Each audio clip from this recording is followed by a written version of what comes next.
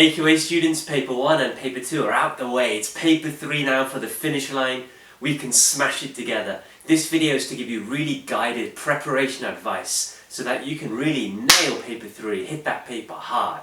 We're going to go through the whole paper, and I'm just going to give you really focused tips to make sure you can prepare well.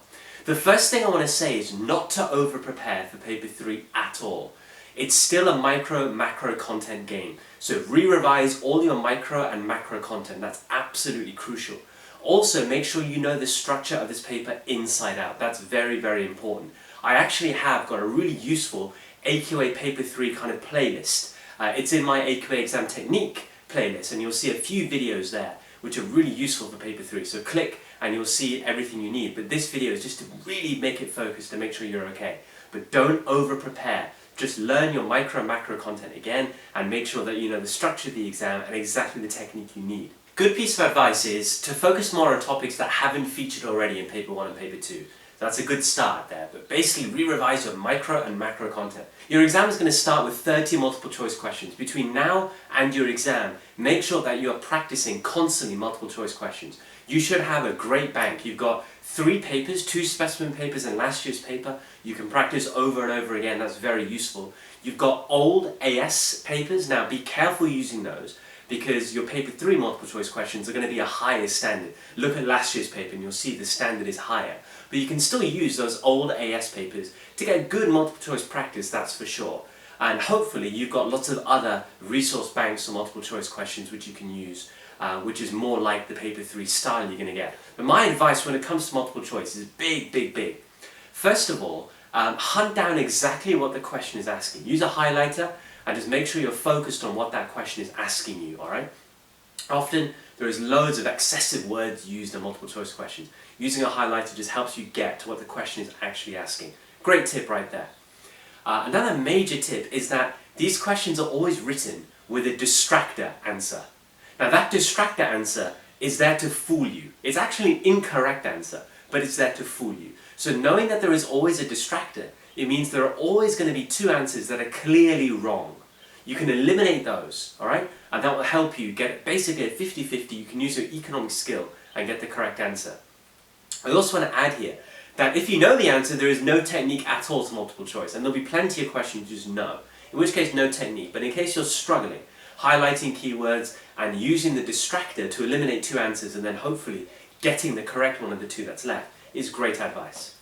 Also, great tip from me is to scribble things down on the paper. Your exam paper, your multiple choice that is going to be marked by a computer. They're only going to look at what you shaded in as your answer.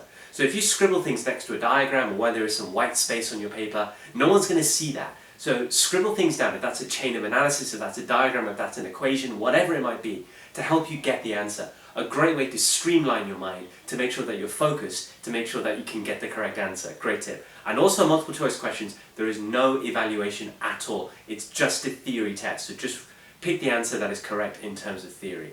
So that's how to prepare for multiple choice, using those tips, but practice all the way on those and you'll be in a great, great place. The other thing I want to say about multiple choice is that you need to know your equations and your conditions. That's often where you will be tested on those things. So equations obviously for calculations, working out numbers and doing some maths, but conditions as well, like profit max, like allocative efficiency, all the key conditions that you need to know as well. I've got a video, you can see it here, where all the equations and conditions you need for your course is covered. Go and check that out. Let's talk about the 10 marker. We're in section B now, you've got loads of extracts to help you here. The 10 marker, assess using data. Okay, your technique here, I've got a video on it, but remember your technique and how to prepare. So your technique, your definitions to start with, you're looking for 3 references to data. And for each reference to data to help you answer the question, always think how and why. How does that reference to data help you answer the question, either one way or the other way? And why? What's your economic theory that can explain why that piece of data is helping you answer the question? What is the theory that links the 2 together? So always how and why. How should be easy, why you need economic theory. There's not necessarily a correct answer with why. Maybe later on in the extracts you've got the reasons why. But always try and give some economic theories to why. Even if it is a theoretical idea, you will score. So just remember how and why. 3 references to data, so we're looking at 3 paragraphs there.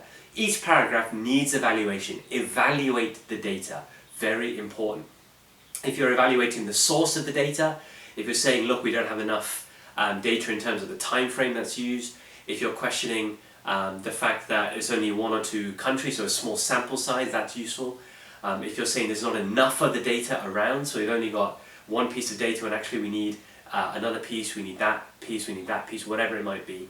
Look to evaluate data. I go through that really nicely in my 10 marker technique video, so go and check that out. But look to add some evaluation for each paragraph, for each data reference that you use, and then finish with a judgment using the same tips to make a judgment as I mentioned before. Answer the question explicitly, justify why, what piece of data, what piece of evidence leads you to your answer predominantly, and then give balance. And your balance most likely is going to be, look, we need more data, we need more pieces of data, we need longer time frames of data to actually get to a solid conclusion here. Most likely that will be in your balance. That's the 10 marker, absolutely fundamental. You practice that well, you've got a lot of questions that you can use to practice the 10 markers. So go over these next few days and practice those really well.